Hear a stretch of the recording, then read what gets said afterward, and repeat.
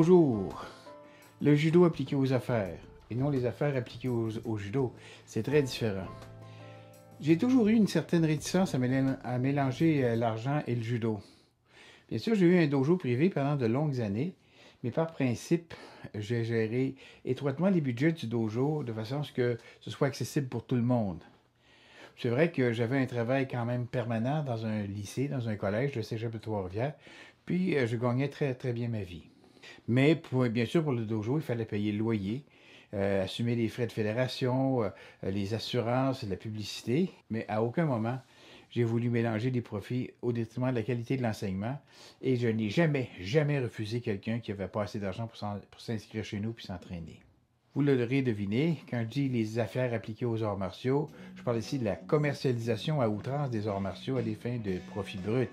Faire payer 30 $ pour un examen de degré entre deux ceintures pour des enfants de 8-9 ans. Quand on lit un peu sur la vie de Kano Jigoro, on y fait une découverte qui est quand même étrange. Le judo n'était pas au centre de sa vie. Ça m'a surpris. Et le centre de sa vie, c'était l'éducation. D'ailleurs, les travaux d'Yves Cadeau nous mettent ça en lumière assez rapidement. Donc, le judo de Kano, dans sa vision, c'était un moyen d'améliorer la société en créant un monde d'opposition en apparence, et ça, c'est des affaires dans le dojo, pour nous apprendre à évoluer en harmonie avec les autres, cette fois-là en société. Si on fait une analogie tirée par les cheveux, vous me direz, un peu comme un jeu de Monopoly qui peut faire comprendre les mécanismes du capitalisme, mais dans le cas de Kano, c'est une visée qui est beaucoup plus noble en fait. Ultimement, Kano Shihan voulait sortir le judo des dojos. Dans son livre Mind Over Muscle, Kano considère qu'il y a 3 niveaux de judo. Le niveau inférieur, le premier niveau, c'est justement le judo en dojo. Les randori, les entraînements, les uchikomi, en fait, c'est le taille de Shingi Tai. Le niveau intermédiaire, quant à lui, ça concerne les attitudes, la culture judo, les attitudes, le contrôle de ses émotions. Et finalement, le judo supérieur, c'est la capacité de l'intégration de prospérité bienfait mutuel en société, donc véritablement sortir le judo du dojo et y appliquer ces principes dans la vie de tous les jours. Je vous raconte mon parcours. Suite à une visite à un ami qui était malade dans un hôpital, le pauvre homme faisait une dépression, j'ai été témoin d'une intervention physique extrêmement musclée par des gardiens qui, faute de moyens, puis par ignorance, étaient violents avec des clientèles, ces clientèles-là qui étaient très fragiles. Puis surtout avaient une attitude qui est complètement incompatible avec une intervention qu'on pourrait appeler appropriée. Puis comme société, c'était absolument inacceptable. Alors, à ce moment-là, ce que j'ai fait, c'est que je me suis spécialisé dans l'intervention physique, mais du point de vue éthique, dans des milieux qui étaient très ciblés, comme par exemple la psychiatrie, la déficience intellectuelle, la santé mentale, les centres de jeunesse, les centres de gériatrie, où il est absolument essentiel d'intervenir de façon la moins intrusive possible afin de garder le lien de confiance qu'il y a entre les intervenants et la clientèle visée. Évidemment, j'ai dû m'associer à divers spécialistes, un psychologue en pacification de crise, des infirmiers qui étaient sur le terrain, des éducateurs spécialisés qui avaient du terrain, des gestionnaires d'hôpitaux, des gestionnaires de centres jeunesse. Puis on a créé au Québec une formation qui s'appelle Omega, qui est maintenant présente dans tous les centres intégrés de soins de santé du Québec. C'est maintenant un programme gouvernemental. Je l'ai donc fait sortir le judo du dojo. Et je dois dire en toute modestie que c'était un succès certain. Mais surtout, de par la nature de cette entreprise-là, j'ai contribué, à améliorer la société dans laquelle je vis, à mon niveau.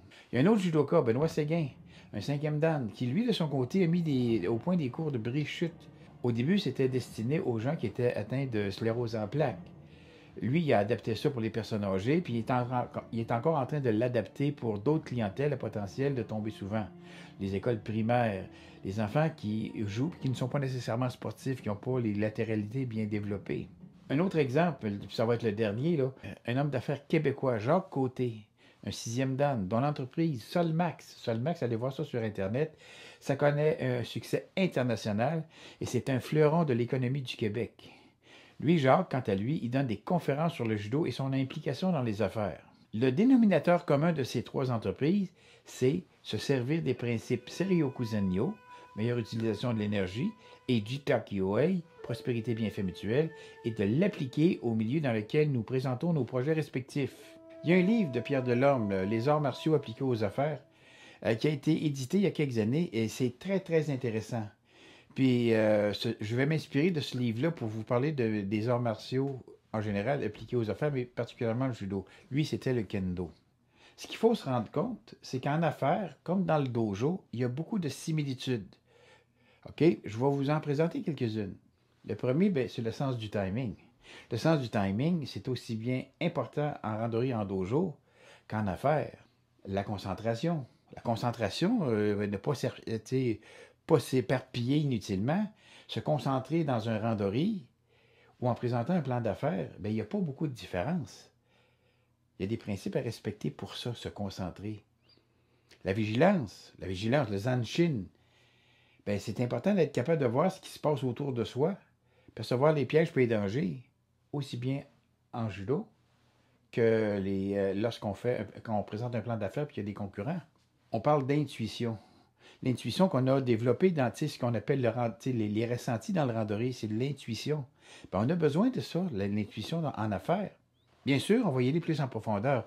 Mais pour vous mettre en appétit, je vais vous citer un premier exemple tiré du livre de Delorme, justement, qui, on le sait, qui est un kendoka de haut niveau. En fait, c'est l'histoire d'un test d'embauche dans une grande entreprise japonaise, la deuxième plus importante du pays à l'époque, en 84, la Momohana. Et ce que je vais vous raconter, c'est une histoire vraie. Juste les noms ont été changés. Il y a 4 étudiants finissant d'université qui ont été présélectionnés puis qui attendent leur entrevue d'embauche. Le premier s'appelle Tanaka Shinji, il a 20 ans. C'est un costaud, il pèse 100 kilos, puis il sort de l'université de Meiji. Nous, les judokas, on connaît ça, l'université de Meiji. C'est connu pour ses champions de judo en lourd. Mais aussi, un peu moins pour les judokas, mais c'est très réputé pour la faculté des sciences économiques. C'est en fait une des meilleures du Japon. Lui, il est 3e dan. Le deuxième candidat, Nakano Kenichi, lui a 22 ans. Et puis, il est diplômé de l'université de Waseda. Ça, c'est une excellente institution dans la faculté des sciences économiques. Puis, là aussi, c'est une des meilleures du Japon. Lui, il est également 4e dan de judo. Le troisième de ces candidats-là s'appelle Watanabe. Watanabe, il est issu de Todai, l'université de Todai. Il est diplômé en économie puis en gestion. Il est 4e dan de kendo. Et le dernier, Kotaro, lui, il a 20 ans puis il sort de l'université de Takushoku, l'université justement de Kimura Sensei.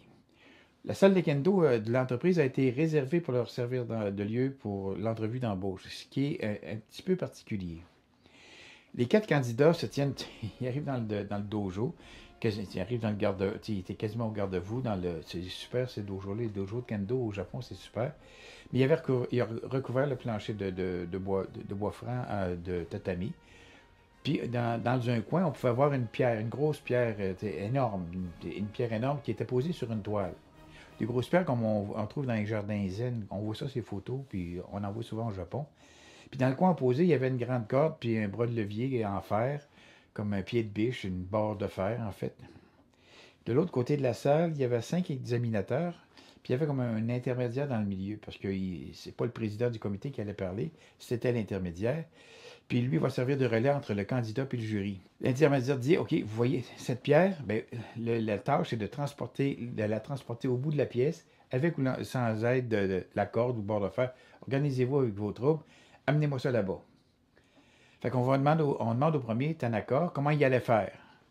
Tanaka salue, il plie sa veste, s'avance, il salue la pierre, soulève la pierre, qui était pourtant très très lourde, puis la transporte méticuleusement jusqu'au bout de la pièce, il la dépose doucement, il revient sur ses pas, salue le jury, qui était quand même étonné qu'il soit capable de faire ça. Il a utilisé son atout, sa force physique. Le deuxième, Nakano, il est plus frêle, il est plus fragile. Fait qu'avec beaucoup de classe, il s'approche de la pierre, la salue, ramasse la barre de fer, la corde, fait un nœud coulant, puis il va traîner difficilement la pierre, puis il va s'arrêter à 5-6 reprises, mais quand même, il y a beaucoup de contrôle puis de précision.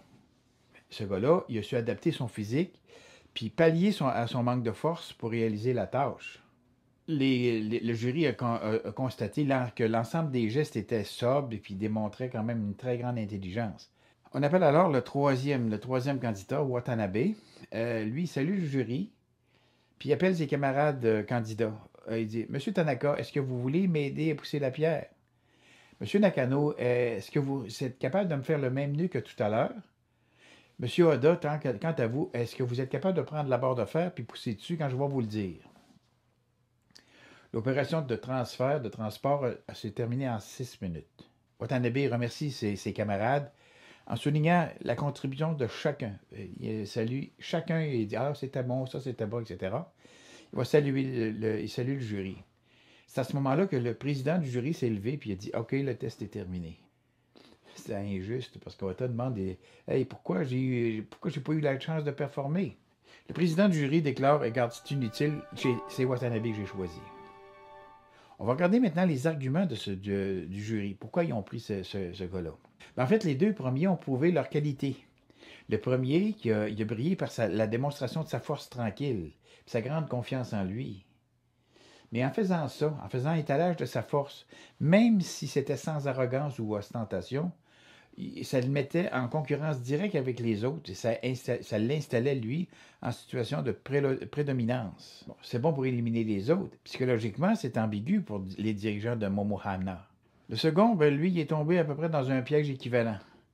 On peut dire qu'il a bien utilisé les limites de son corps, puis il a bien utilisé son intelligence en utilisant tous les instruments à sa disposition, puis il a compensé son infériorité physique, si vous me permettez, par une adaptation adéquate.